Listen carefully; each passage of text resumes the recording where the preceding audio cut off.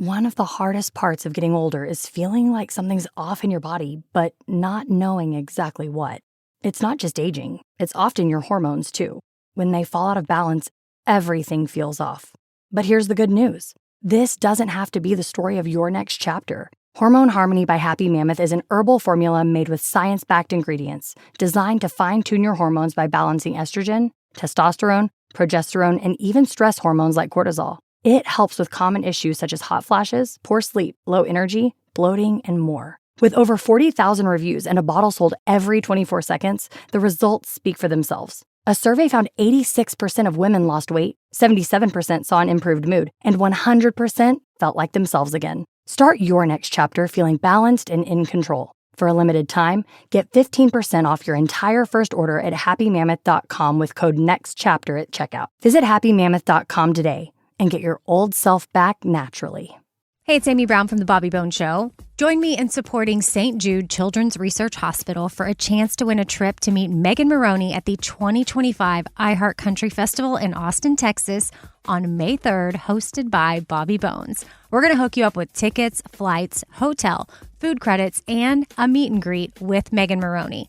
Take action now to support St. Jude and help cure childhood cancer, and you're going to be entered for a chance to win. Visit iHeartCountryTrip.com to learn more.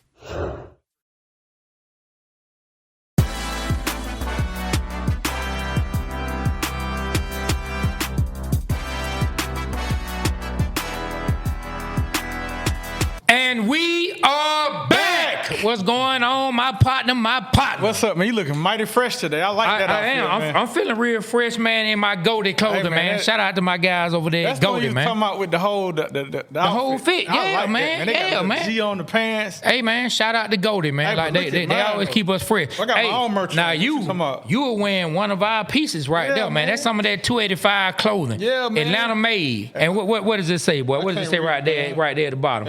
Atlanta will always be in me. No matter where I go, Atlanta is always gonna be in the heart and the soul. ATL, shout it. Yeah, man. That's one of those Atlanta University pieces right there from 285clothing.com. Yeah, man. But look, man, let's get straight into it, man. Today we got we got family in the building. We got family in the building. We got one of our partners that we've been talking about getting on the show since the inception. Like, he don't like when I say this type of stuff, but this is one of my mentors. Okay. You know what I'm saying? When it comes to this word. He don't like to hear that. But he is when it comes to this word. Look, we moguls in the music industry, but we infants in the podcast industry. Yeah, man. Yeah, one of my partners that I look at for a lot of advice, that I look at for like real good conversations. Like, and we don't just talk about the podcast stuff. We talk about family. We talk about spirituality, man. We talk about everything, man. So look, who is it, man? Let the world know. Look, without further ado, I want to introduce our partner. Y'all may know him as Dukes the Scoop, but we call him P. Dukes. Y'all give it up for my partner, P. Dukes in the building. What's up, my brother? Man, blessed to be here, man. Excited, man. I appreciate y'all. Hey, man, look, man, you already see the hat, man, the Scoop with Dukes. Make sure y'all check our partner out, man. Hey, man, tell them where you from, Dukes, man. Man, College Park, Georgia. Janice Drive, right off Washington Road. Born and raised. Man, that's really it, man. Southside. Yeah, man, Southside. I think Dukes thought I was still on the east side, and I told him, man, no, I'm on the south side now. You know, I don't ever talk about this, man. You in College Park. Have you ever had a chance to go to my restaurant? Where? Off Main Street. Which one? It's called Tom, Dick, and Hanks. Have you checked that out? Man, have I? Yeah, man, they got some good food there, man. I'm glad you've been. What you get when you go there? Man, I get the smoke. Man, bro, what don't I get? Oh, you definitely know. Yeah, man, I get the ribs, man. You ever try the turkey leg? Man, come on, bro, the smoked turkey leg. Yeah. So my partner Hank, man, like I'm a silent partner in there, and he run the thing, man, do his thing over there, man. Man, what's got my dog Darcy? She do the drinks, man. Okay. Yeah, super cool. Okay, For so sure. you definitely he know about it. That what's up. Hey, man, if y'all ever get a chance. Oh, it's 3809 Main Street, College Park, right across the street from the train station. Go check out Tom, Dick, and Hanks. I'm a part of that. Hey, man, speaking of that, I heard Richard's supposed to be having a get-together this week. By the time y'all see this show, we'll be past that. But yeah, I heard Richard's supposed to have a get-together this weekend. At the hot dog place? No, at Tom, Dick, and Hanks. And my wife asked me, did I want to go through? Oh, we should go. Yeah, we should go there. I think I'm going to go holler at him. Yeah. You know, so I think it's tomorrow. I got to find out the detail. Right, her and Richard went to school together. Right, but anyway. Look, we're going to get right into this sports stuff, right? Now, let's do it. Man, we're going to start right here because from where I see, like, where I'm sitting, I'm looking right at the bins. I know you see, like, look right over B-Rich shoulder. I'm looking right I see it. at the bins. So I got the Falcons on my mind. I'm not thinking about Rich Porter, Al Poe whipping through Harlem when I think about the Benz. I'm talking about the Benz that's here in Atlanta. The Benz in our backyard right here. Right here in the backyard. Yeah. So look, I want to ask you, man, the way the season went, before we came out of the draft, you had a lot of choice words for the Atlanta Falcons for drafting Michael Penix Jr., a.k.a. the do-rag dude, Mr. MP9. Right. You were mad. You were hot. Yeah, I was hot. Yeah. I mean, it wasn't about him, and I made that clear in the video. It was less about drafting him and more so about why would you go spend $100 million on a quarterback and then go use your first-round pick to go get a quarterback who's NFL ready now. In my opinion, and a lot of scouts, when I was at the Senior Bowl last year, I was at the NFL Combine, I talked to a lot of people who felt like Penix was the most NFL-ready, game-ready rookie quarterback in that class, outside of anybody. So, and when you think about the difference between the Caleb Williams and the Michael Penix, how much difference did you see last year? I mean, literally, I felt like you could swap those guys and you would have been okay, because I feel like that's where Michael Penix's upside is. But when you talk about handicapping and boost and basically handcuffing yourself to a quarterback for $100 million, and then you go back, you know you got holes on defense, and you spend the first round pick on another quarterback, I'm like, bro, what is this? But I'm so glad they did it.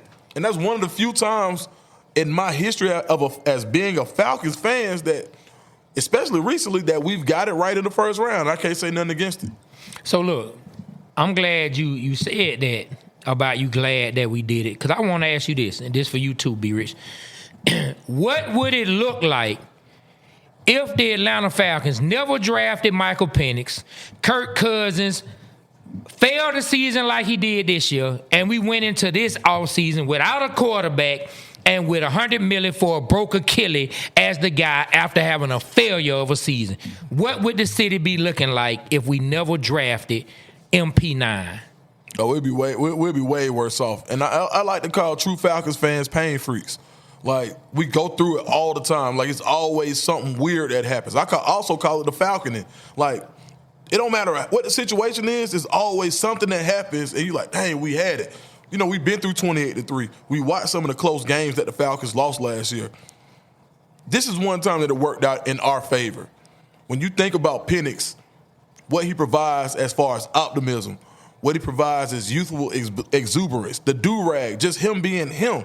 Even and you know, Atlanta's Chocolate City, even his relationship is something that people look towards like, man, you know, as far as who we are in the city and how culturally influenced the city is, if you didn't have Michael Penix, bruh, man, please, maybe, I tell you what, it'd be folks playing freeze tag on 285, dog.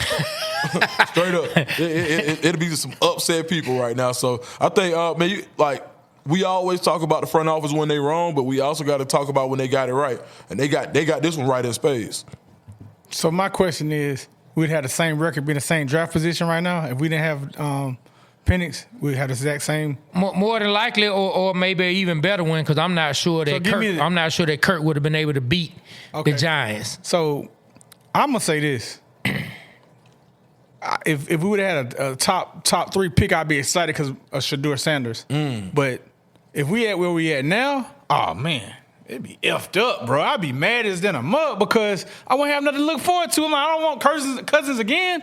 After seeing that, man, after seeing Penix, I'm happy, bro. Like, I'm happy with our season. I know I talked to one of my partners. He'd be like, man, and I'd be like, bro, Detroit had a disappointing season. Minnesota had a disappointing season. Win all them games and lose like that? Nah, I mean, Kansas City, I ain't gonna say they had a disappointment. They made it to the bowl. They made it to the chip. They lost, but the way the Vikings lost, the way Detroit lost, the way Buffalo lost, oh, they sick. They fans sick. I'm not. I got a chance to see our future. His first quarterback was 4th and 10. His first touchdown was 4th and 10. Nothing was like poised as a mug. Right there, zip. Man, left-handed, zip. Man, I seen the pass, man, like the last game, bro. It was three defenders. I don't want them to keep doing that. Right. You know what I'm saying? Because that's going to catch up to you. But to see it zip through them jokers, man, and get there. Yeah. Wow. And then we just put out a clip on him where Wes Durham was talking, and Trey had a clip where he went in the sideline. I saw that one, yeah. Beautiful throw. Absolutely. Man, We got us one. I'm excited about the future. Yeah, I haven't been this excited for a quarterback in Atlanta probably since Vic. Yeah, for sure. Yeah, for sure. Yeah, 100%. So think about what was said to us, right? Think about what was said to the city of Atlanta, all right? Mm-hmm. Coach Morris and Terry, what they said to Atlanta. We moved up to get Michael Penix because we'll never be in this draft position again with a Kirk Cousins. So imagine, like we talking about, they didn't get Penix.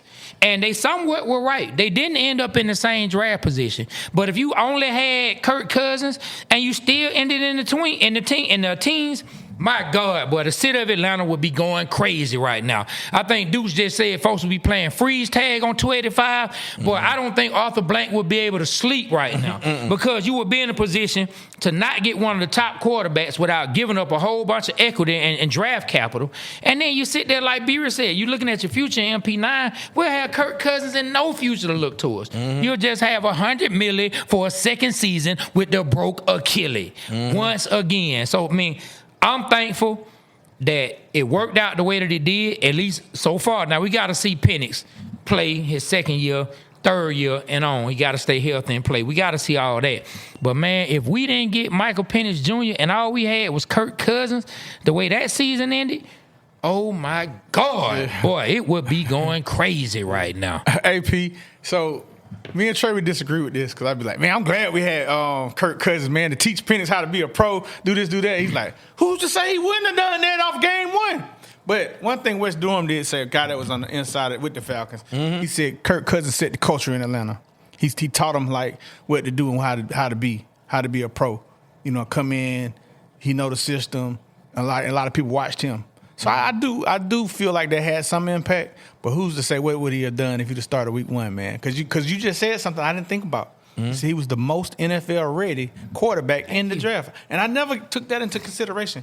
And what we could have done, let's take the culture part out. We could have took that $100 million, got us a cornerback, got us a defensive tackle, got us some linebackers that can actually run and keep up with everybody. That probably would have changed all the dynamics and everything. And that was my whole beef, was the fact that we already spent we spent our capital on a quarterback that if you were going to use your draft capital to get a quarterback, now you sap the roster.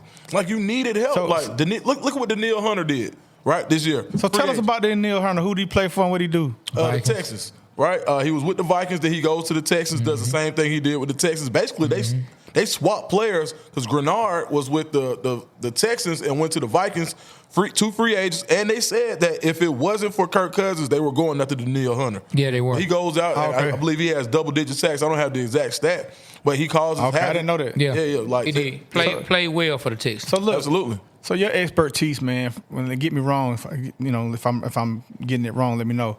You know, you know about high school and college prospects. That's your thing, right? Right. So if you were the Falcons and we didn't get Penix, who would you have taken with that pick? Last year I would have took Latu, who the coach took. You know, they said we tried to, after we drafted Penix, tried to trade up to number 10 along with Penix and get him. And the GM, I forgot who it was. I don't remember, but they had him say, yeah, they're trying to get the 8th and the 10th pick. And they want to get him. So we really tried to get him, Trey. And that's been confirmed. That ain't no Chelsea said. Yeah, they tried to move. And it's not like he just had a game-breaking season, but you saw the traits. You saw that, and based on the defense that you had in Atlanta, I think that he would have been a great fit. Somebody who can win the one-on-one, somebody who can set the perimeter, set the edge on the perimeter, who can be a force in the run and the pass game, and who has the pedigree. That's who I wanted. I'm going to look up somebody. And I think Dallas Turner wouldn't have been bad as a project. He ain't did nothing, did he? Is he good? But the guy in front of him, right, like you got to think everything they had around him, but having some hope, having at least some pedigree at that edge position when you still aren't getting sacks. Now, what's my man name? Arnold Ebiketie. He came on strong towards the end of the year. He did come on but strong. But you don't want Caden Ellis being your best pass rusher. Like, that's not ideal. No, you want him to add in the pass rush. Come from that linebacker position, adding to what you already have. You don't want to have one of your linebackers be the best pass rusher. Right. I want to ask you about somebody. Okay. Are you done? Yeah. All right, so it was said that, I think it was like the first series on defense that we lost DeMarco Helms. Familiar with him? Yeah, DeMarco Helms. So they were saying from Alabama. Yeah, they were saying that if he would have stayed, our we probably would still got Justin Simmons. This was from West Durham that he said this. He said he was a big vital entry to our secondary. Yeah, but you would have saw a lot of things different. You believe that? Absolutely. Helms, even though I think he was drafted maybe late rounds, seventh round out of Alabama. Even though he got drafted the 7th round, he wasn't a 7th round player.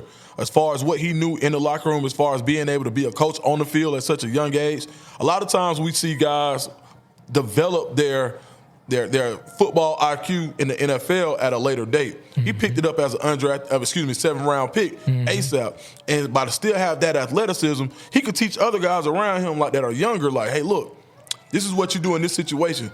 He was like a coach on the field, and he was able to cover, and he was a willing tackler. I talked to Coach Charles Kelly, who's now at Jacksonville State, who coached him at Alabama, and he had nothing but a glowing review. The other guy and just another guy that he recruited and that he compared him to was Brian Branch. Same type of guy, maybe not the same type of athleticism, but Helm comes from that same school. Okay. So I think Helm, he's going to be a guy that you won't be able to re-sign him for cheap. He's gonna come back. He won't have that 7th round money type deal. Yeah. So, but I think he was a big part of that. Shout out, yeah. I'm trying to remember the injury that Helms had. Was it an Achilles injury he had, or was it a knee? I can't remember. Let me look. Yeah, I can't remember. I can't remember exactly what Helms had. But look, before we get to that, while B Rich is looking that up, I want to still keep it with the Falcons because I want to ask you something. And from my perspective, it's a little heat coming your way, Deuce. All right. From my perspective, it's a little, because it's something you said to me one time that I've been waiting until we were on the show to ask you. All right. You said, let's see if you remember this. You told me that Caleb McGarry was the best offensive lineman for the Atlanta Falcons, and you needed to break down to me why. Please explain, because from where I sit, Caleb McGarry ain't nowhere near the best offensive lineman with the Atlanta Falcons. And he got abused the last game. Look, so go ahead and give me a price. He got abused the last game. He's the best. At the time, you needed a right tackle because you had Jake Matthews at left tackle 100%. Who was protecting the blind side. 100%. Okay, now when you flip your quarterback from a right-handed to a left-hand quarterback, that makes you the de facto left tackle. So his skill set was great. And you go back and look at it, what he did last year as a right tackle, running and protection with having a tight end next to you most of the time, that's where he's better. But you flip everything with a left-handed quarterback, and that's where you start to see him be on the island, not having that protection of having the tight end on that being the strong side with the right tackle being right there, and you saw the impact that it had on his play. I mean, that's really what it is. He had a rough season as far as, especially in pass protection. But we knew he was a road grader. He was a master. Yeah, and run blocking, you're right. Yeah. So from that perspective, when you turn a primarily run blocking right tackle into a left tackle because your quarterback flips, I mean, it takes time. Man, this ninja called Caleb Coleslaw McGarry. That's his nickname. He called him Coleslaw because that's the side nobody wants. Now, after the first game, when T.J. Watts ripped his butt apart and we didn't do nothing to help him, he improved. And I will say this, Trey.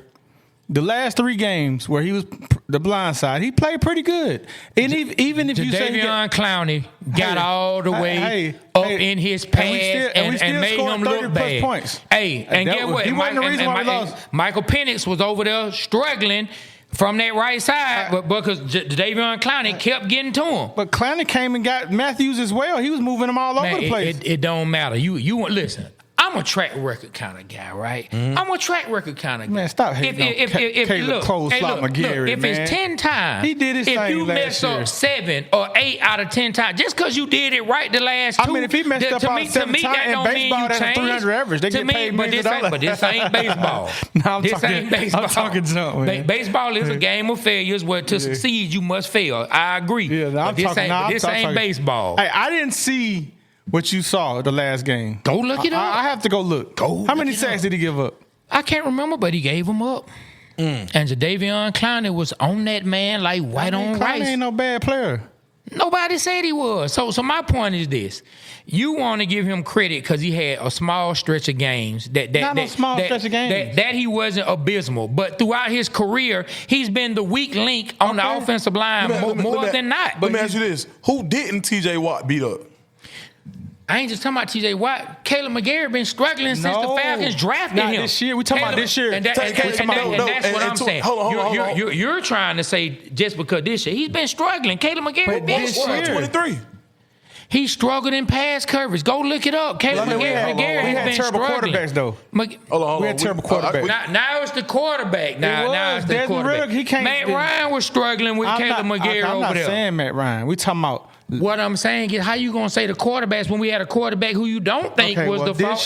This year with Kirk Cousins and Michael Penix Jr., I give Caleb Coleslaw McGarry, as you would call him. I ain't even calling him a B plus. Okay, listen. Caleb McGarry had one of his better seasons. Thank you. This year, but does that mean that he's above criticism now? No. Okay, you then. Criticize. I'm just saying, like the man ain't like how we thought he was week one. The man, I was ready for him to get cut. He still needs to be replaced, in my opinion. I mean, how do you replace him? Man, hey, that's their job. Okay, 22 was the year. That was his best year. Let me ask something, people. 22. Hold up. Now, 22. My phone just died. But Pro Football Focus, 22 was the best year. Like now, when you go back and look, when you go back and look at 22 and 23, how he was graded out. He graded out very. Now that 2019, not great. 2020, not great. 21, 22, 23, he became a serviceable guy where the Falcons had to really put up or shut up to keep him. Now, 23, he now in 22, that's the year I'm talking about. 22, he graded out 88 overall, Pro Football Focus. Like, he had a great year. Now, sometimes as Falcon fans, we get in the psychology of it is like we seen him get whooped. So even when he plays better, we still think he's getting whooped. Okay. He wasn't getting whooped in 22. 23, he did okay. 24, he regressed. Now I can admit, 24, there was some regression there. 22, 23 were probably his best years. Now, how did you protect him?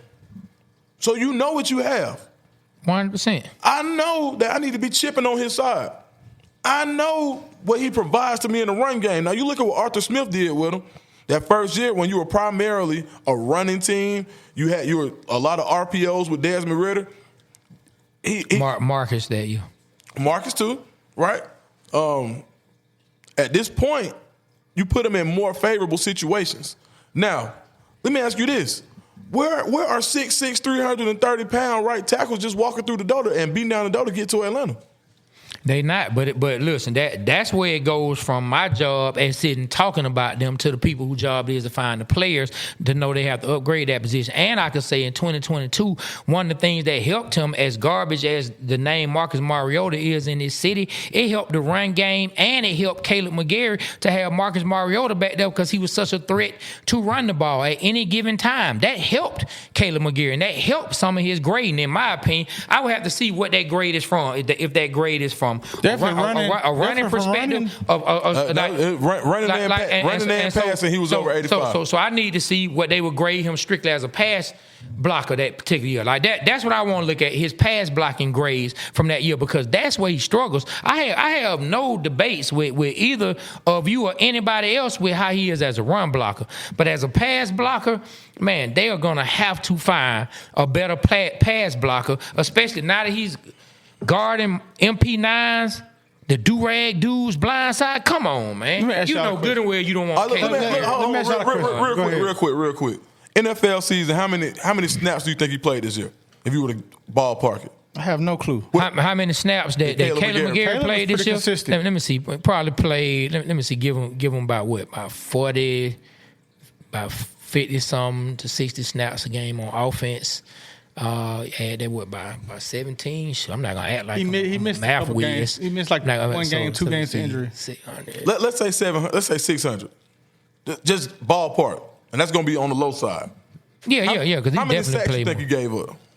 He didn't give up many sacks this year. TJ Watts. I would say maybe about 5. So you think 5 sacks given up? What's a good tackle to number 0? Like, what do you want from him? He only gave up 5 sacks. I want better because I'm not looking at this as he's trending up. I'm looking at this as an aberration. Let me ask you a question. That's how I'm looking at it. I'm looking at this as an aberration. What that mean? Dog, go look it up. I'm Go trying look to it talk up, to dog. our people. Go look They it might up. not know you're using all big words. Go look at that. Go look it up. Go look it up. Aberration. Spell it. Go look it up. You got an A on your I hat. can spell it for you. I can spell it for you. Now, hold on. GOGGLEIT. Google it. You know what I'm saying? Right, so I'm looking at it as something that doesn't happen all the time. This is like an outlier in the situation. I'm not looking at this as being something that's the norm for Caleb McGee. Gotcha. Okay. But I'm saying he had a good season. In my opinion, that means if you figured it out going against some of the greats that you're going against. But did he figure it out? I think he did. Or was this just an outlier? I think he had to. Okay. And then especially he had a lot of pressure being the blind side. But my question to y'all is We're going to see. In the 9th grade, I played left tackle, right? My question to you, Mr. Expert on prospects, why can't someone that plays left tackle go play right tackle? Because I played tackle. I could go over there and play right tackle. What's the difference? One, so I mean, I see. So, all right, put it like this: is everybody who plays basketball, are you just as good shooting the ball with your left hand as you are your right hand? I mean, bro, It's a simple question. That's different. No, he about to break it down to you. He asked you that first Sometimes to lay the foundation. I can't shoot my left. All right, so can you do this? Can you kick with your left the same way you kick with your right? I can't kick with my left. Okay, and what's the first thing you do when you're in pass set as a left tackle? You kick. Mm-hmm. Kick slide. Yeah. First thing. You gotta put that leg out well, you know what? I think I'm pretty like ambidextrous, even, so I ain't think about that. So your kick. Yep, he slowed the right and the left. Yeah, so. Let me tickle myself. I'm just saying. But yeah, your kick and your punch is going to be dictated by what side you play on. Yeah. So unless you're a phenomenal athlete, you can do the same thing on your right and the same thing on your left. That's how it's going to be. Oh, okay.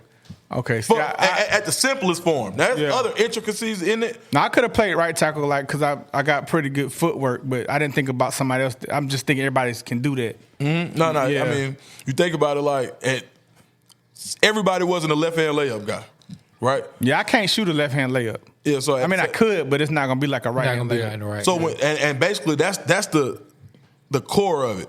Left to right. What's the difference? All right, you trained yourself all these years on this one side. And then you switch it over, it's going to be kind of, I see what you're saying. And doing it at an NFL level. High school, college, and you see guys go from left to right, but these guys are supersized athletes. They're not just 100%. big dudes. They're like literally have to be the best of the best in order to do that. Because if I tell you to go to sprint to your left shuffling and sprint to your right shuffling, and this first step is the most important thing that's going to keep the quarterback off of his back, then that's a lot of pressure on you doing the same thing equally on both sides. So I think at the very minimum, that's what it is. Now, I'm not like an offensive line expert, so there's probably a lot more answers, but just fundamentally, that's what I've always heard. Gotcha. That's a great answer, because I guess I'm putting my mind into it, because I know I could have done it. I didn't know. You're right. Mm-hmm. I definitely could have played left or right tackle. I just felt I could have done both. Did you do both? I mean, I played center. I played left tackle. I didn't get a chance to play right tackle because we needed to protect our quarterback, and I was the best lineman at the time. Quick question. I'm not making this about how do you know you could have done both? You just believe you could have. No, I just know, like, to me, like sometimes you have inner people coming in from the inside. I could still move to the inside. So I know I could have done it, just slide down to that side. I never had a problem moving to my right or left, like with my feet. Like you a supreme athlete. I mean, thank you. I appreciate that. I was back then. But you were an athlete for real. So, but I'm just saying, like, I didn't think about that, but some people can't, because I can definitely move my feet. But like in basketball, going left or right, with a layup, that was harder. Or throwing a football with left hand, that's harder. Mm-hmm. I can see that. Mm-hmm. Now, if people have the same thing with their feet, then I didn't know that. I didn't think that happened. Yeah, even with your punch, like everybody's left hook ain't the same as their right. Yeah. Right? Some people they say, what's your best punch? Okay, my right cross is my best punch. Why is your right cross better than your left hook? But you know what though? I can tell you what I can't do. What's that? Like I can run and jump off my left foot and touch the rim, or I can jump off both feet, but I couldn't do it off my right leg. Come on. Boom. So I ain't think about that. Yep. So you probably right. So there it is. That's your strong side over there to the left then. Yeah, I mean, it takes work, and I believe that they can switch, but like if that was the case, then why wouldn't you just put Jake Matthews on the right side and just put Kevin McGarrett on the left side? That's what I was thinking. That's why I said that. Yeah, so that's exactly how we got to that question because he's one of it. Well, let me ask you this. Let me fast forward a little bit off of that and fast forward to the point to here we are at the time where everyone will see this episode to where we are right up on the combine and free agency hasn't happened quite yet. But I want to ask you, like, what do you see as far as prospects that may be out there? Because you have the knowledge into some of the guys that's coming out of college. Hey, man, it could be some players. We all know your knowledge with the University of Colorado. It could be some players coming from Colorado that maybe are not on our radar. What do you think and who do you think the Falcons should be targeting from a position standpoint? And who are some of those players, if you just know some names you could throw out, that they should be looking to get? And to those out there, I don't know if you said it, we got the number 15 pick overall. Yep. So who do you see falling to us? I think a couple of guys in that range. I think you got to rest the passer. I think this is the fifth or sixth year where the Falcons have been in a row where they've been in the bottom 3 or 4 in sacks. Long time. So I think you got to go edge rusher or defensive end. Guys in that 15 range that may be there. Let's talk about a guy like Mike Green out of Marshall who went to the Senior Bowl. I don't know if you saw that clip. He just absolutely annihilating people. They feel like James Pierce Jr. from Tennessee, athletically very freakish. Didn't have the season that he wanted to have, but a guy who you can see have 4 sacks, like a Nolan Smith, where Nolan Smith's best year at Georgia was only like 4 or 5 sacks. But he gets to the NFL and he leads. I think he sets the record for postseason sacks with the Eagles. So I think James Pierce is another guy who has those freakish athletic traits that'll play well in the NFL. Now, let's say you want to make a move up. I mean, Abdul Carter is far and away probably the best weapon defensively in this draft. Where he come from? Penn State. Penn State. Right. Abdul Carter from Penn State. Yep. I think, and then the 2 guys in your backyard, Markel Williams at Georgia and Walker and Jalen Walker. I'm seeing they projected in the top 10, both of them. Yeah. You think if they fall to us, we should grab one of them? 1,000%. If you get Jay Walk or Markel Williams, you got to draft them at that position. Man, which one? Because I don't know why I get the 2 of them names mixed up. Man, which one stayed hurt for us? Kind of. I won't say like alone, but he kept getting nicked up. Yeah. For Markel had a few injuries. Okay. Yeah. Like he was hurt, and then he came back for the Bama game, I believe, or the Texas game. Yes, like stuff like that kind of worries me when people be hurt in college coming into the pros. Yeah. So let me ask you a question, right? So they're saying that we're eyeing one of the Georgia defensive backs, Malachi. Malachi. Shout out Malachi. How would that look if we was to get him? I mean, you think about putting him next to arguably one of the best deep safeties in the game in Jesse Bates. I think it allows you to do a lot more on the front end because you have protection on the back end. We talk about one of the most athletic safeties we've seen in a long time. He's not a key teller. When I say a key teller is when you see him on the field, you don't know where he's going to be. He can be that joker. He can come down and cover in the slot. So whether you are second or third down, he can stay on the field in all downs and give you different looks to the offense to be able to confuse you. You can blitz him. A great ball hawk. He can play zone or man. I mean, he literally they're saying he may be one of the best safety prospects in the last 10 years. So I think Malachi Starks is another guy. I wouldn't be mad at that pick. But I feel like it's a luxury pick. I think, to me, personally. Talking about especially since we just talked really big about Helms. I mean, you didn't say some of the same thing you're saying about Starks, but we spoke really big about, and if Helms can come back healthy, that's him can help plug into that safety spot and add depth to that spot. Yeah, for sure. I just think it's such a need. It's one. We've taken luxuries. Like we've taken a running back when we didn't absolutely need one. We took a quarterback when we didn't absolutely need one. We took a tight end at number 4. Like these are luxury picks that we've taken.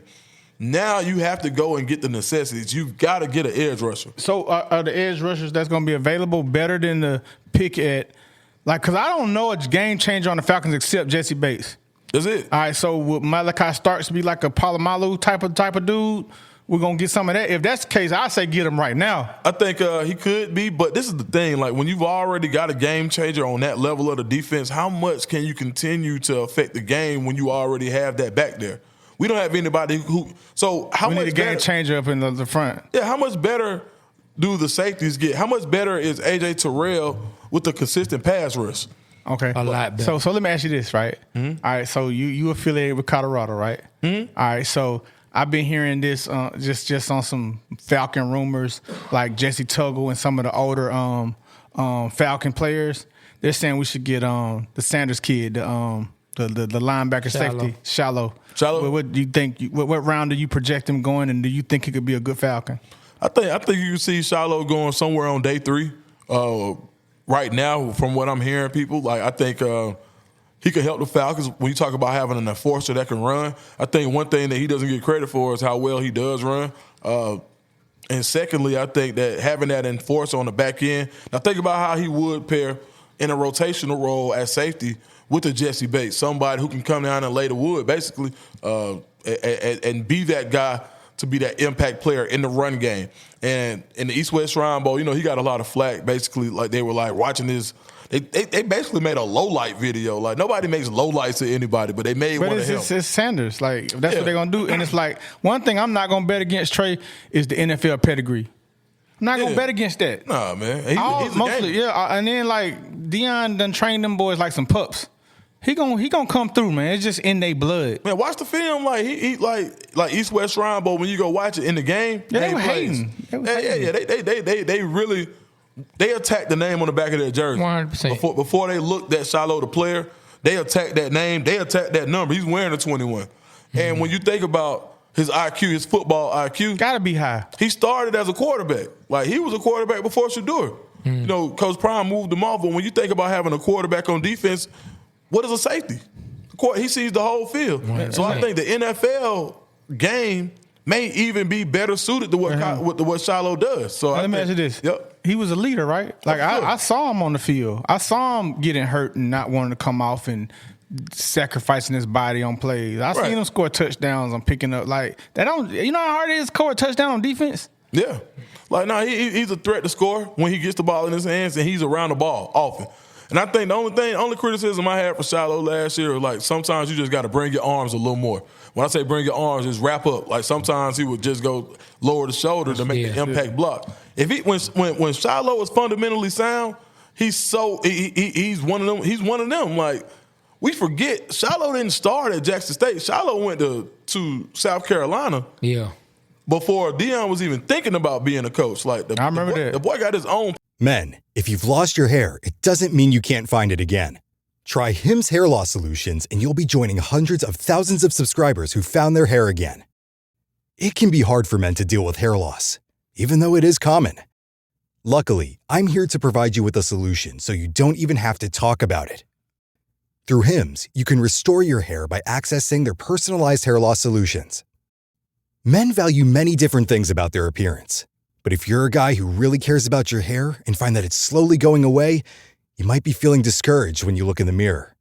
And that's where Hims comes in. Check out their personalized hair loss solutions, and you can start seeing your hair grow back in as little as 3 to 6 months.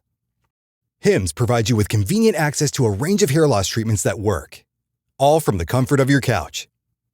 Hims makes treating hair loss simple with doctor-trusted options and clinically proven ingredients, like finasteride and minoxidil that can regrow hair in as little as 3 to 6 months. Choose from personalized chewable, oral, spray, and serum treatments to find what works best for you. The process is simple and 100% online, so there are no uncomfortable doctor visits. Answer a few questions and a medical provider will determine if treatment is right for you. If prescribed, your treatment is sent directly to you for free. No insurance is needed, and one low price covers everything from treatments to ongoing care. Hims has hundreds of thousands of trusted subscribers. And they can help you get your confidence back too with visibly thicker and fuller hair. Start your free online visit today at hims.com/Hail Mary. That's HIMS.com/Hail Mary for your personalized hair loss treatment options. hims.com/Hail Mary. Results may vary based on studies of topical and oral minoxidil and finasteride. Prescription products require an online consultation with a healthcare provider who will determine if a prescription is appropriate. Restrictions apply. See website for full details and important safety information. Are you feeling overwhelmed by hormonal changes? If you're a woman, you're not alone. With over 1,000 hormone disruptors in our environment, it's no wonder things can feel out of balance. On top of that, natural changes like PMS, menopause, and other life stages can leave you feeling tired, irritable, and trapped in a constant battle with your body. But here's the good news. You don't have to suffer through it. Hormone Harmony by Happy Mammoth is here to help. This herbal formula fine-tunes your hormones, balancing estrogen, testosterone, and even stress hormones like cortisol, which can contribute to weight gain, racing thoughts, poor sleep, and more. With over 40,000 five-star reviews and a bottle selling every 24 seconds, the results speak for themselves. Ready to feel like yourself again? For a limited time, get 15% off your first order at happymammoth.com using code NEXTCHAPTER at checkout. Visit happymammoth.com today and get your old self back naturally.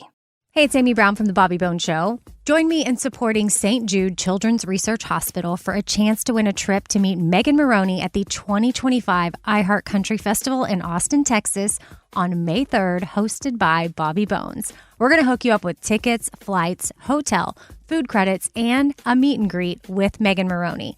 Take action now to support St. Jude and help cure childhood cancer, and you're going to be entered for a chance to win. Visit iHeartCountryTrip.com to learn more. Pedigree. So I think when it comes to that, this NFL game, we're gonna see it. We're gonna learn a lot about Shiloh after his pro day. He's gonna test well, and I think once he gets in the camp, he's gonna prove why people were so high on him earlier on. So now shout out to them folks. The stuff they was talking about, it's just coverage stuff, and that they can fix that. And I mean, they say he got, pancake or whatever. Like, everybody get pancake. If you go in for the ball, if you trying to make a play, that's gonna happen. Yeah, I mean, listen, man, it ain't nobody undefeated on the football field. Exactly. Nobody. TJ Watt not undefeated. Yeah. Nobody undefeated. Patrick Mahomes, he's not undefeated. Man. Everybody. Nobody. Yeah, the thing is, do you get back up and you play? And that's what I see him doing. Yeah, and then too, one thing that I do admire about these boys who are playing with this microscope, there's not another safety at his talent level that's being scrutinized the way that he is. There's not another guy, there's not another safety being scrutinized like that. Like, Malachi Starks didn't have a perfect season. But they're looking at the whole thing. They're not looking at some of the times where he may have got beaten, and that's not a shade to Malachi. Yeah, players get beat. It just is what it is. Like, nobody went and made a low light video of Malachi Starks. Yeah. Like, and they literally attacked this guy. So that's why, if more than anything, regardless of my relationship with them folks, it's more so like, man, treat the man fair. Right. Yeah, let's make a highlight video of him. There we go. I bet some dope highlights. Yeah, let's do that. For sure. Man, speaking of, while we just talking about Colorado, heard some rumors about another Hall of Famer potentially joining the staff. Is any of those rumors true? Yeah, it's up now. Which to my fault? Yeah, it's true. Yeah, you up there? Yeah, it's done, man. Marshall Faulk, the running back coach. Yeah, for sure. Wow, man, Marshall Faulk. You think about the relationship that he had. Man, that goes deep. So when you look at that goes all the way back to San Diego State. I don't know if you guys remember when Marshall Faulk was at San Diego State. I do remember that. He was up for the Heisman. And so I'm gonna take y'all all the way back. Y'all remember Don Coryell? Yes, I remember Don Coryell. Okay. He was. I was telling him about Dan Fouts. Yep. And I was telling him how Dan Fouts is was that you was giving me flack about Dan Fouts or Doug? But I was saying Dan Fouts was that dude. No, I was like, if me Dan, and you didn't talk about it. Okay, so yeah, me and Doug was arguing about it. I'm saying Dan Fouts is that dude, man. If Dan Fouts played now, man, he'd be one of the top quarterbacks ever. Because he was that dude. He had the arm strength, and they were the first ones to be airing it out like Drew Brees, but it wasn't a lot back then. If you look at the numbers, but they were the, like he said, what's his name? Eric Coryell. Yep. That's what they called him. Eric Coryell. That was the coach. Because all he did was know how to pass. He was like the Kyle Shanahan or the passing guru of this time now. Yep. Okay. I remember him. He was really the first guy to have the move tight end. He had Fouts and Kellen Winslow, right? Yeah, I was going to ask, was that the Kellen Winslow year? Yeah. Okay. But the tie-in there is that Pat Shermer, the offensive coordinator at Colorado, was a disciple of that offense. And, oh, wow. And also Marshall Faulk, his best years were with Mike Martz, who's also a disciple of that Eric Coryell. I didn't know Mike Martz. Like Mike Martz. I wonder who tree Mike Martz came from. I thought he came from Bill Walsh, but Don Kirk, I can't get the last name right. Coryell, he had some disciples. That's crazy. Mike Martz was there. Okay. So Marshall Faulk leaving Indianapolis, ending up with the Rams. Mike Martz was the offensive coordinator. I tell you, Vermeer, the head coach, is that part of the reason why they already had familiarity to it. I mean, Faulk was a great player then already. Sure. But now it's all making sense. So now when you look at the principles in that, now that's not the end-all be-all, but when you think about how much easier it is for a coach to be able to teach those concepts to a guy who may not know him, he's already in sync with the offensive coordinator because he understands them. He's played in them. Even when he had Lindy and Fonte with the coach, same deal. Like, so when you think about what Faulk brings to the table, he brings pedigree, first of all, arguably the best all-purpose back of all time, depending on who you ask. You think about his relationships in Louisiana. We forget that Marshall Faulk is from the New Orleans area. That's a great idea to get for the recruiting. I didn't think about that. Yeah, like he's a big deal there. And then he has rapport with Coach Prime. Like, it's not a lot of people that can really just go, shake Coach Prime's hand and say, I've done it the way you've done it. Yeah. I've impacted the game the way you did. He revolutionized that running back position with that offense, especially when the greatest show on turf. So I thought it was an all-around great hire. You know what that tells me? That Deion, they'll stay for a little bit. It don't seem like he about to leave. Now, I ain't gonna lie, like, if I was Deion, man, I'd go for that Florida State job just because that's where he from. Mm-hmm. And I'm sorry, Colorado fans. I lived up there, Boulder. I ain't trying to hurt you or nothing, but I don't want him to come to Florida State because he definitely gonna cherry pick all our prospects. Yeah, he already cherry picked Juju. I mean, he getting big time players now already. Now, he happy though, man. Like, even when I talk to him, like, he type guy like he ain't gonna miss God, man. Shout out Coach Prime. One thing he did tell me, he said, I ain't gonna miss God, dude. Whatever it is, if the Lord tell him to do something, he going. But outside of that, he feels like he's in his purpose and he's doing what he's supposed to do. All Colorado has to do is just make sure that they pony up and pay the man what he's worth. And I think that's going to be a beautiful relationship for years to come. Man, so we saw progression in Colorado from what it was when Deion first got there in the first year, Coach Prime, to what it was here in the second year. I know you don't have the quarterback. Shedeur is leaving. You don't have the quarterback. That's the veteran quarterback coming back. What do you expect? Like, if you have any expectations on what you think Colorado is going to be able to accomplish this year? I think they're going to be better, actually. Okay. I think you got two quarterbacks there. Whoever wins the job, not even just Juju. You got Caden Salter there. They're going to have a great quarterback competition. I don't count either one of those guys out. One, Caden Salter has the experience. He's won some big time games when he was at Liberty, and he was a top 50 prospect himself coming out of school. Then also you got Julian Lewis, who we've never seen do anything but ball. 14 years old.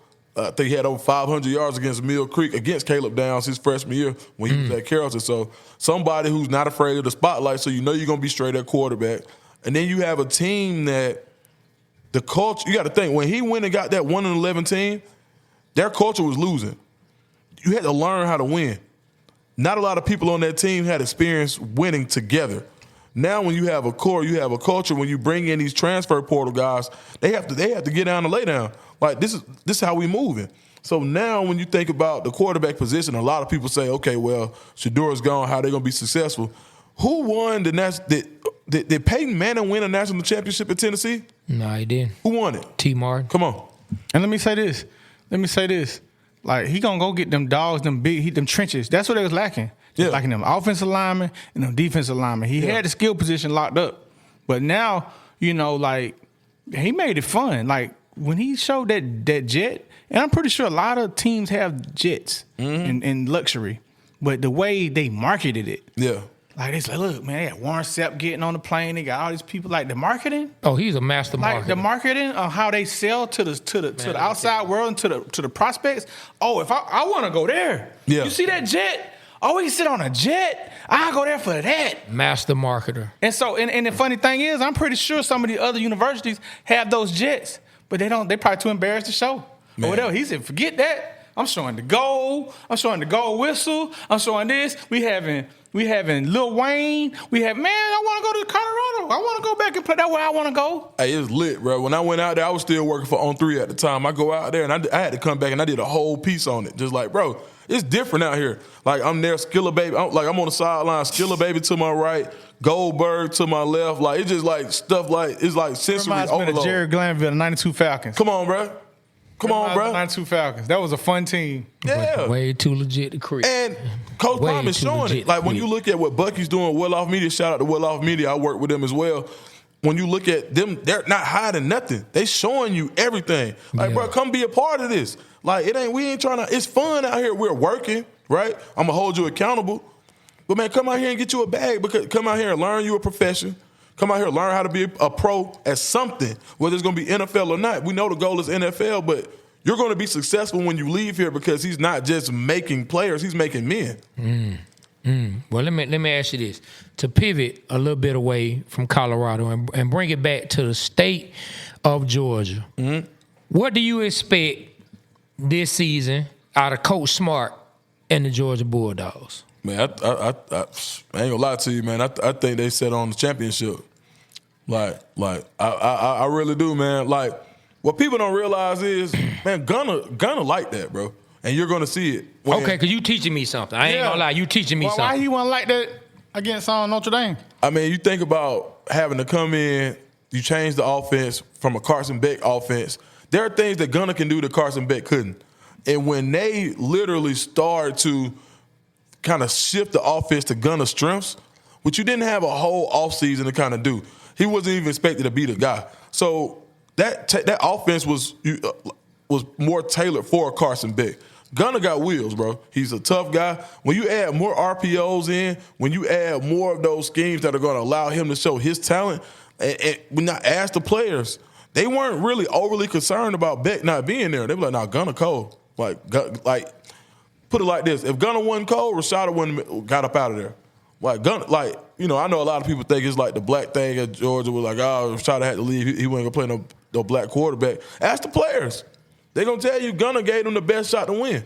And at this point, I think next year you're going to see that Gunna is at more than a serviceable quarterback. And I think what you added in the wide receiver room, going to get a guy like Zachariah Branch, a game breaker, I think when you look at another year of the offensive line to get better, Ernest Green coming back instead of leaving. See, he would have left in years prior. Ernest Green comes back another year. Now look at what leaves in the NFL every year. Leaves college.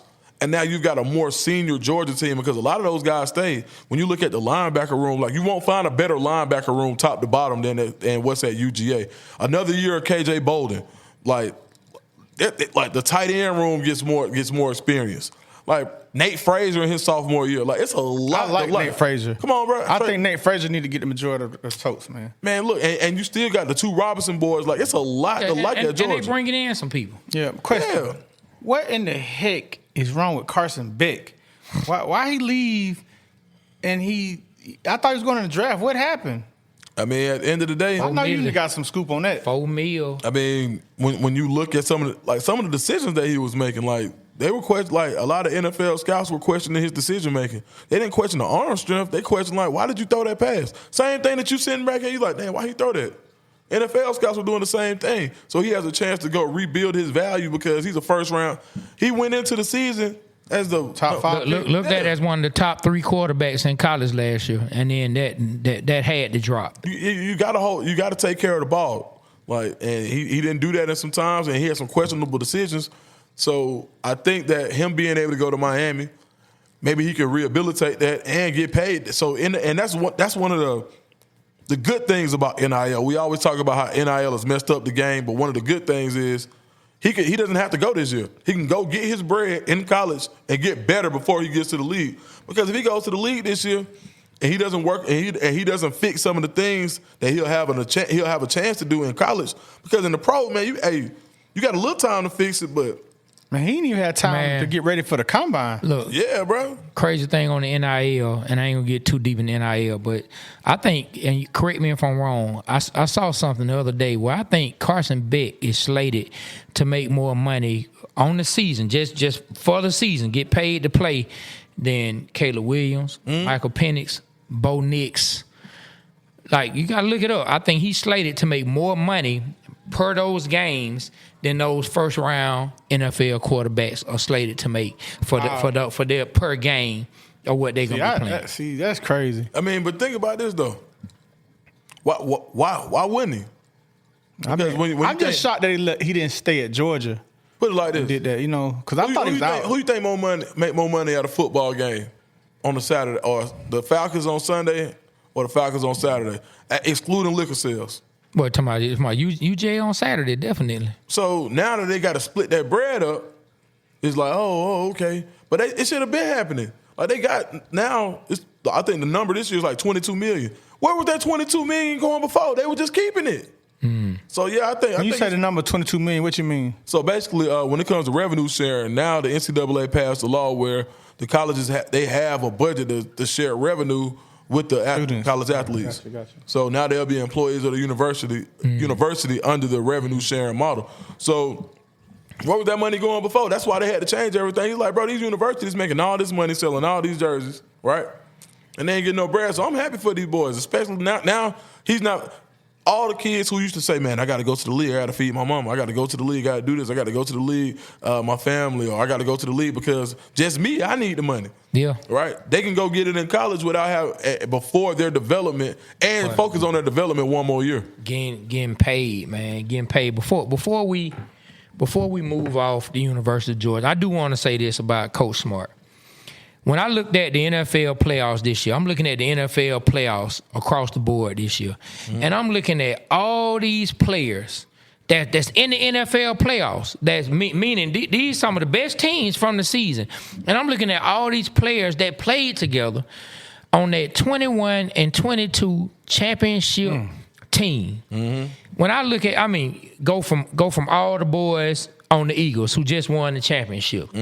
Davis, Carter, Smith, Ringo, Dean. You know what I mean? What's his name? How you pronounce it? Sign or Scene? Yeah. C-I-N. I always forget how to pronounce that. You look at them.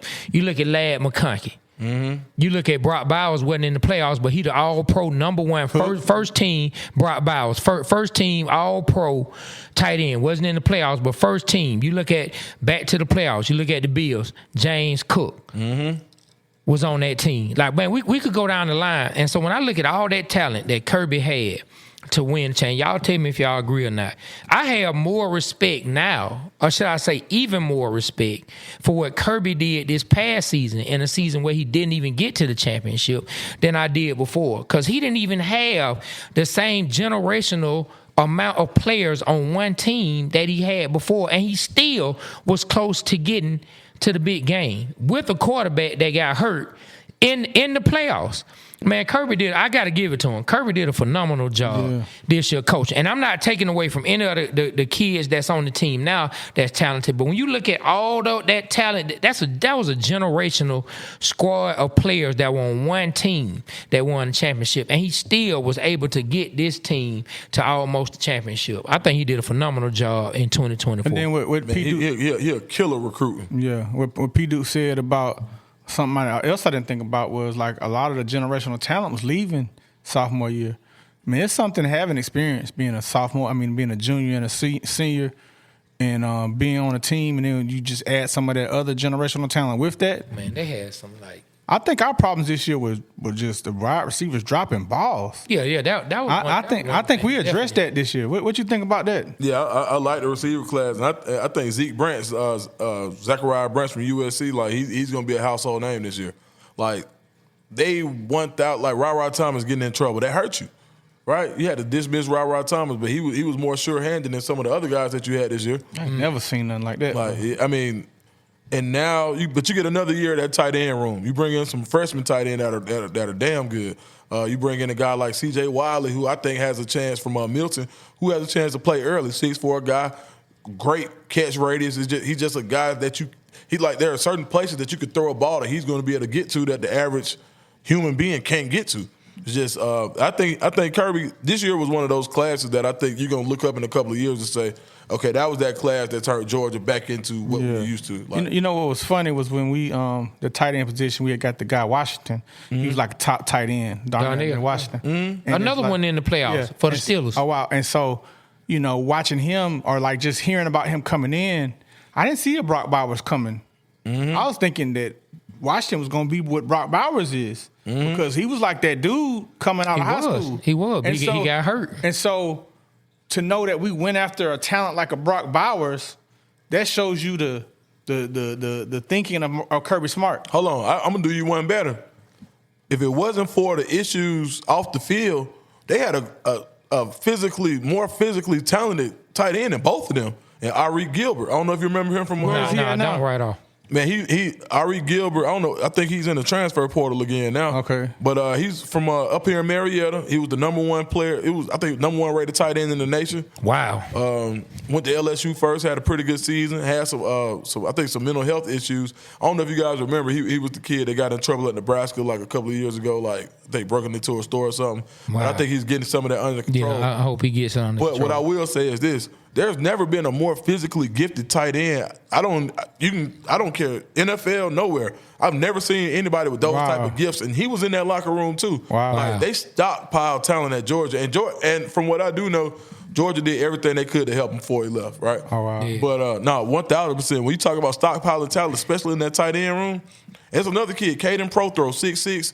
I forgot where he's at Georgia, but man, it's another kid this year. Same type of deal. They're going to have tight ends in their offense. So the way they stockpile talent allows them to continue to be in the conversation, to your point, that even though they may not have had that generational talent like a Jalen Carter this year, like you got a Trayvon, like Jalen Carter, Trayvon Walker, all of these guys, bro, they still are putting them together. Like, you got to think, what are they sending to the NFL this year? Man. Malachi Starks, Markel guys Williams. in the first 10. And then he said Malachi Starks three as well. 3 first rounders. Right. And you're going to look, it's going to be a lineman or two. Smile Money just went crazy at the Senior Bowl. Like, so it's going to be a lot. Like, even when we weren't winning championships, it was a lineman or two. Yeah. Where we at? Where we at, Aaron? 56, man. Yeah, man, we almost close to winding this thing down, man. I'm trying to think, like, just across the city, like, we don't speak about them enough, but can you tell the people anything about some of the players that Georgia Tech maybe bringing in anything? Have you heard anything that may be going on around Georgia Tech? Georgia Tech did a great job this year, man. So first and foremost, Tay Harris from Cedartown, the hometown of Nick Chubb. Man, this kid is about 5'11", 6 feet. What position? Safety. Okay. He play whatever he want to play though. Like 4'3", 40 in high school. Time, Under Armour, 4'3". Man, Georgia Tech making some moves, man. 200. He was committed. They flipped him from Clemson at the last minute. 205 pounds. I mean, right now he could play in the SEC. He's one like that's one of those guys who goes to an ACC school and they be like, oh, he went there because he couldn't have went to an SEC. He could have went where he wanted to.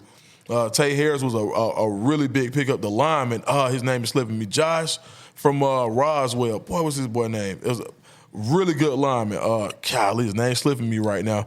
But they got an offensive lineman who made headlines because they said Georgia Tech pays this guy $800,000 a year in NIL. Worked every penny. Day one starter. He's from Atlanta. I'm forgetting his last name. First name Josh. And the other guy I'm going to talk about is Peyton Joseph. We call him Big Groovy. He was committed to Florida State. Flips to Georgia Tech. Yeah, Big Groove, man. Shout out to Big Groove. What position? Offensive guard or tackle. Okay. But he protected Antoine Hill, who's the quarterback going to Memphis down there in Houston County. But when you talk about a class that's going to allow them to compete in coming years with the UGAs of the world, this is one of those special classes that Georgia Tech had. Well, I tell you, Georgia Tech makes some moves, man. They up there building on the stadium, getting more seats in there. Mm-hmm. You know what that means? More NIL money. Come on. Revenue you got more people paying to come in. They're like, all right, we're gonna play with y'all now. So, and Georgia Tech is an expensive school to get in. Man. So they definitely got the money, and they got the alumni. There's some rich Georgia Tech people going around. Absolutely. Inventing spaceships and whatever, man. Atlanta Tech Village ain't nothing but Georgia Tech grads. Yeah, they doing they need to do it. Look. Go ahead. What you about to say? So Georgia Tech, man, they're gonna have some NIL money, man. They're gonna start stealing some of these prospects. Oh man, that changed the whole playing field. If you got some money to play with, and that's why, man, teams in Texas gonna always be a force moving forward. At least being because they got all money. They got that money. Yeah. Look, before we get up out of here, to move away from basketball real quick. Now, one of our last shows, I talked about how I don't personally like. I ain't said dislike or hate. I just said I don't trust. And trust is people have to look up the definition of trust. I don't trust the front office of the Atlanta Hawks, and I don't have that trust built up for the Atlanta Falcons. But a few games into this trade that the Hawks made, moving DeAndre Hunter, moving Bogey, bringing in some other pieces, bringing in LeVert, You know what I'm saying? Bringing in some of the players that we brought in. You tell me, how do you feel at this point with where the Atlanta Hawks may be going? I feel like where they going. Like, I'm right in the middle, just like the neutral. Yeah. They ain't going up, they ain't going down. You gotta see where it goes. They stuck in neutral. That's what I feel like they are. I tell you what I think, y'all. I'm seeing something out the guys they got. Now I don't know their future and their ceiling, but I just before we did the trade, I just looked up the numbers. I didn't know who they was. Like Trey knew more about LeVert than I did. I really didn't know anything, but I was upset because I felt like we didn't get a good return on what we put out. But then I looked at the percentages, the 3-point percentages. These two guys, they were like 40% for the year, and it wasn't like 4 for 10. You know, they was putting them up. And then LeVert, you know, he played on a good team in Cleveland where he wasn't getting a lot of minutes, but he was getting some key minutes. But, you know, of course you get more minutes, more production. Mm-hmm. And then the other guy, the Niang, what's his name? Niang. Yeah, George. He was the best shooter. He's the best shooter on the Hawks now, you know, by far. And Terrence Mann has come in. Terrence Mann, he's like a little something. He's like a Terrence Mann, like a utility guy, utility knife. You understand? So that's what I see him as. But shout out to Mo. Shout out to Mo G. You gotta shout out Mo G, man. You gotta shout out Mo G, man. Yeah. What's his name? Mohammed, yeah. Man, he came in from the Skyhawks from College Park, man. Mm-hmm. Had like a double doing his thing. Yeah, he was hooping. You know, so that's going up. But my thing is, man, P, that I'm seeing is Quinn is all right coach.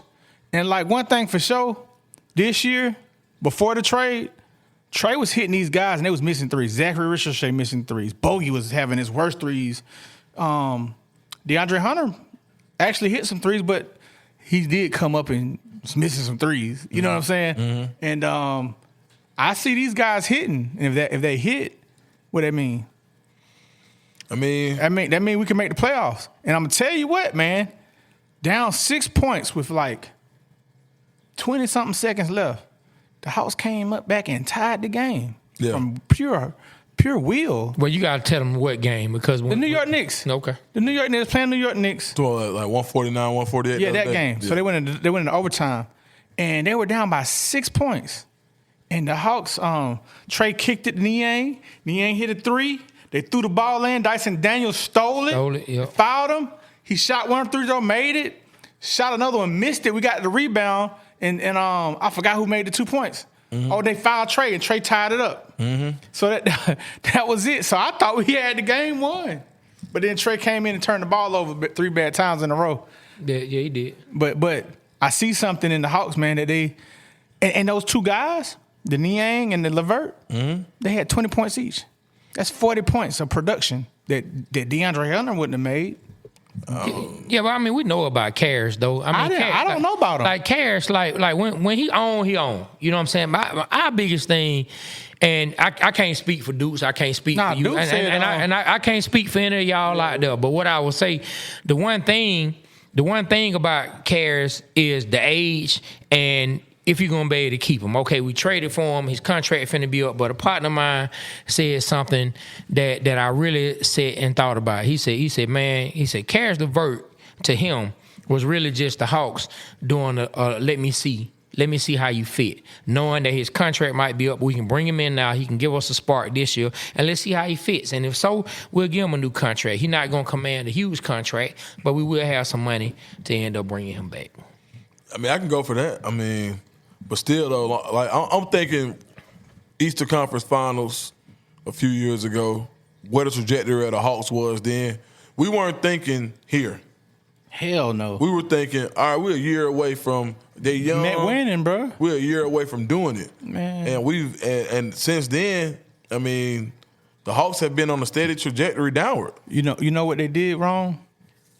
The year after we went to the conference finals, the dude, Trey gonna know his name. The dude, when Trae Young was walking off. Solomon Hill. We shouldn't have let him go. I wouldn't let him go either. Because that man was like something to the Hawks, bro, that we didn't have. Bro, that stuff be counting, I mean, you could have brought him back the next year, but it wasn't a long term. I get what you're saying. Yeah. He could have stayed the next year. Or at least replace the role. Yeah. Like somebody. PJ Tucker type. And Solomon Hill wasn't an enforcer type, but he stood up for Trey. He stood up for Trey. But I mean, he was a grunt guy. Yeah, He get the rebound. Yeah, he just one of them glue guys who gonna fight for it. They say a grunt guy could come in and do something. Like, that's important. I get what you're saying. You really need. I mean, but right now, I get what you're saying. We need some more guys, man. Like right now. Like, I just don't see. We need another big. You need a guy. Who is that guy gonna be? I don't see nobody coming out. That's what I'm saying. Hey man, who knows if the Hawks, if they can keep Trey, they might go after KD. I know he's not the type of player you like, but I just want to see your face. You know what? Though? What if they? You know what? I pray the Atlanta Hawks bring it because this man can't stand KD. This man wanted to do a whole segment about KD's hair. I told him we will not do that. I didn't say not that. on this show. Yes, you did. This man wanted to do a whole segment about KD's hair. No comment. And I said, we will not do a segment about this man's hair on this show. Let me say this. So I can't wait till he comes in, balls for the Hawks, and you have to make a video bragging on KD. I pray that it happens. Let me defend myself. First and foremost, if you didn't do it, you wouldn't have to defend KD yourself. has the talent. He can. They say he's one of the guys. If you need a bucket, he's gonna get any kind of bucket you need. Mm-hmm. I agree with that. Mm-hmm. My thing is, he's not the type of player that has the heart or the dog in him to take a team to a championship. He's a good complement piece. So if the Hawks got him, I think he'd be a good complement piece to Trae Young. Trae has that dog. So Trae has the heart to take them to a championship by himself? Why hasn't he done it in 7 years then? He don't have the pieces around him. Why hasn't he done it? He don't have the pieces around him. The same thing could be said. He took him to the Eastern Conference Finals, and if he wouldn't have what I'm telling you stepped on is, the ref's foot, he would have done it. What I'm telling you is, am I lying? No. You're hoping he would have done it. That doesn't mean we would have won. What I'm telling you is, we as fans, we almost did it. We as fans, he beat the Knicks by himself. Listen, we as fans, and I'm glad you're watching the volley because it's going down. But we as fans, listen, we pick the players who we like. Okay. We pick the players but we don't like. Say Trae got the dog. Hold on. I didn't say Trae didn't have dog. Okay, so I'm talking about you're slamming KD for doing the same thing that Trae Young has done, and that's not leading the team to a championship by himself. If he don't have the dog, then by your words, Trae don't have the dog. He would have. But look, the Hawks didn't have nobody on it. John Collins, Kevin Huerter. Here we go. All I'm saying is we made it. All I'm saying is the same thing you're saying about KD. Keep that same energy about the player you like. That's what I'm saying. So when KD comes to the Hawks, and I would be very happy because I think we would get a championship with him. Thank you. That's all I wanted to hear. Okay, cool. All right, look. Before we sign out, because we getting ready to let Dukes go, man. Give me some doubt, my brother. I so appreciate you coming through. We don't want to keep you forever, but one thing we got to do right before we go. Now, I haven't seen the video myself, but I did see a meme, not necessarily a meme. I seen a post online right before I came up from Kellen Moore's press conference with the New Orleans Saints. Kellen Moore is the offensive coordinator from the Philadelphia Eagles. Used to be with the Cowboys. He has now taken the head coaching position with the New Orleans Saints. So you already know. Do you already know? This is segment 2 of Ninja. If you don't shut your mouth, man. Kellen Moore, come on to the front of the court, my guy, because we want to see you. You said what? If the Falcons are the Saints' rivals, got two easy wins, my guy. Where was all that energy when you was getting your butt kicked with the Dallas Cowboys? Hey, my guy. Where was all that energy when you lost week 2 to the Falcons? Hey, boy, there it is. And let me tell you this. Saquon, boy, hey, y'all got Kamara. Shout out to him. He's an Atlanta Metro product, but y'all don't got Saquon. Saquon ain't coming with you. Jalen Hurts ain't coming with you. That whole Philadelphia Bulldog lineup not coming with you to New Orleans. So talk that trash about the Falcons all you want. You gonna look up Michael Penix Jr., but John Robinson and Jesse Bates gonna be slapping Old Bay out of your headset up and down the Saints Stadium. We got you, my guy. Old Bay and crawfish juice will be getting slapped out of your headset on the sideline. You better shut your mouth, Kellen Moore. How could you say your that? Mouth. Why in the world would you even say that, bro? You gonna get fired for saying them words. Because the Falcons ain't gonna let you win now. You done gave bulletin board material. Boy, and I'm telling you, in the Atlanta Falcons, I'm telling you, make them pay. Make them pay for that. Hey, let me tell you, boy, we're going to start calling you Bourbon Street Arthur. You want to know why? Because the New Orleans Saints made Arthur Smith look like a fool in Atlanta and got that man fired. Well, hey, Bourbon Street Arthur, the Falcons going to get you fired, just like B-Rich said. We coming for you, my guy. Kellen Moore, we slapping Old Bay out of your headset. Boom! Hey, let me ask you a question, Trey, and then we can go. What was he thinking after he said that? What was he thinking in the back of his mind? Oh man, look, he really feel like he shined on the Falcons because he feel like we don't get no respect. He say, "Hey, I gotta play to my audience. Let me get up here and say whatever I can say about the Falcons because in reality, I don't know what in the hell I'm doing as a head coach. I don't have a quarterback. I don't have a quarterback. Hey, Spencer Rattler, you might be that guy, but so far, I don't know if y'all know. He done lit up a fan base and the team. Man, yeah, they don't know what they gonna do with Derek Carr, boy. The car still in the garage. Spencer, so I don't know. Spencer, that's gonna be their quarterback. Hey, listen, I ain't gonna knock the young man name, but I'm just saying. Spencer. Hey man, Spencer. Hey, let me tell you, man, you got a long way to go. So trash the Falcons all you want, but just remember. I thought it was a joke. If you don't shut your mouth. I like that. And on that note, man, we about to be up out of here. Get us on out of here. Hey, look, man. We love y'all. We say it all the time, man. The Waterboyz Show, man. We represent Atlanta because Atlanta represents us. We want to say shout out to our partner, P. Dukes, the Scoop with Dukes. Tell them where to find you, Dukes. Tell them where to find you. At Dukes D Scoop on Instagram and Twitter and on YouTube at Dukes D Scoop. Appreciate it. Hey, real quick, man. Look at these guys, man. If y'all believe one time they was some top-notch rappers in the hip-hop game, man. They got a song together, man. Y'all go look it up. What's it called? P. Dukes featuring Playboy Trey and a whole bunch of other people. What's the name of the song? It's called Shot of Rum. Shot of Rum.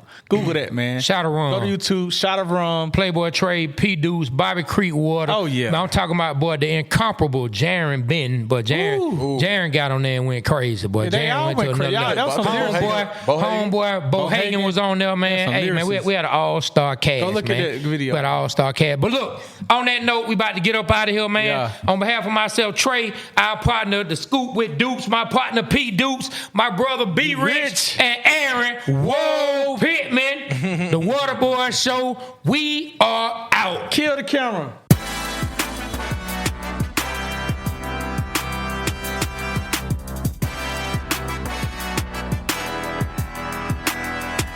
Hey, it's Amy Brown from The Bobby Bones Show. Join me in supporting St. Jude Children's Research Hospital for a chance to win a trip to meet Megan Maroney at the 2025 iHeart Country Festival in Austin, Texas on May 3rd, hosted by Bobby Bones. We're going to hook you up with tickets, flights, hotel, food credits, and a meet and greet with Megan Maroney. Take action now to support St. Jude and help cure childhood cancer, and you're going to be entered for a chance to win. Visit iHeartCountryTrip.com to learn more.